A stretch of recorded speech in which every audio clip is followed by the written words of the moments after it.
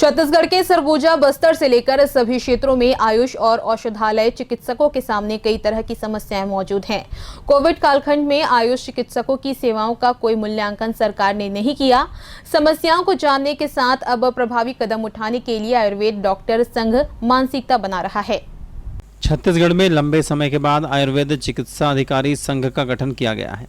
विभिन्न क्षेत्रों में भ्रमण के साथ चिकित्सकों और कर्मचारियों की समस्या को जानने का काम पदाधिकारी कर रहे हैं।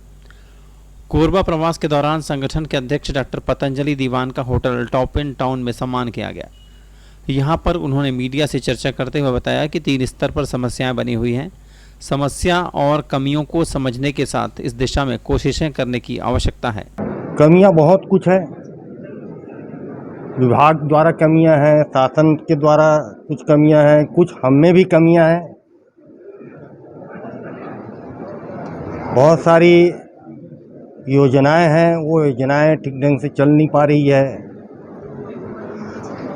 अभी हम कई जिला का दौरा किए तो पता चला कि हमारे औषधालयों में जो पर्याप्त औषधि होनी चाहिए, चाहे वो आयुर्वेद का हो, चाहे होम्योपैथिक का हो, चाहे यूनानी हो, ये पर्याप्त औषधि नहीं है। चिकित्सा के 4 पाद होते हैं जिसमें एक औषधि भी होता है। यदि औषधि नहीं रहेगा तो चिकित्सक कैसे चिकित्सा कार्य करेंगे।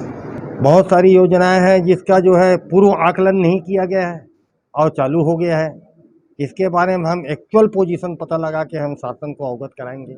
डॉक्टर दीवान ने इस बात पर अफसोस जताया कि वैश्विक महामारी कोरोना के दौरान हमारे चिकित्सकों ने कंधे से कंधा मिलाकर काम किया, लेकिन पूरी सफलता का श्रेय दूसरे विभाग को दे दिया गया।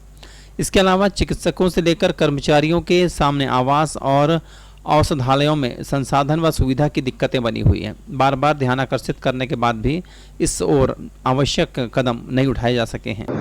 बहुत सारे जिला में हमने दौरा किया। कोविड में हमारे डॉक्टरों ने काम किया, कोविड पे हर मौके पे काम किया, लेकिन हमारे आयुष चिकित्सकों को शासन के द्वारा किसी प्रकार का पारितोषिक नहीं दिया गया।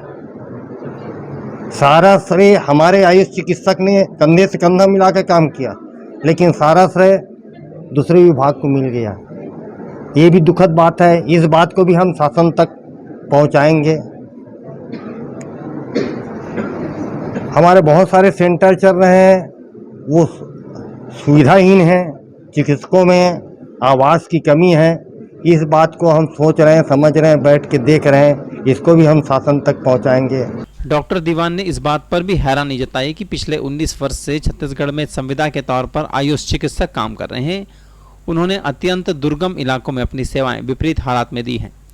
इन चिकित्सकों के वेतन से कहीं ज़्यादा नीचे काम करने वाले कर्मचारी प्राप्त कर रहे हैं। यह अपने आप में दुर्भाग्यजनक है। 19 वर्ष से हमारे जो संविदा आयुर्वेद चिकित्सा अधिकारी हैं वो काम कर रहे हैं। ऐसे समय में इन्होंने काम चालू किया जब सुदूर आदिवासी जिला बस्तर है, सरगुजा है, यहाँ हमारे एलोपैथिक चिकित्सक नहीं जाते थे। ये सारी व्यवस्था में जब स्वास्थ्य व्यवस्था ठप था तो हमारे आयुष चिकित्सकों को वहाँ संविदा के रूप में नियुक्त किए। आज 19 साल हो गया, आज तक वो उसी स्थिति में काम कर रहे हैं। हमारे आयुष चिकित्सक के अधीनस्थ जो औषधालय सेवक हैं उसका वेतन हमारे चिकित्सक से जो नियंत्रण करता है वहाँ का, उसका ज़्यादा है और एक आयुष चिकित्सक का वेतन कम है। शर्म की बात है।